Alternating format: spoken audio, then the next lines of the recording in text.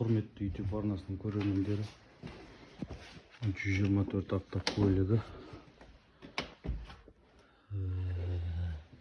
Печка. Үшін кептірдік.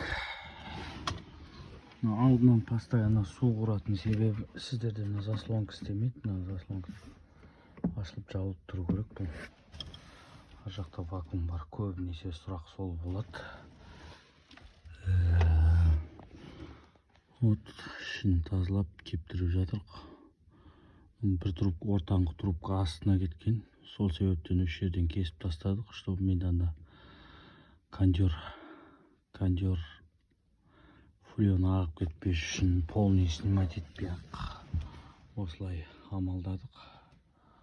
Қазақи способпен шерін шешпей ары кетсе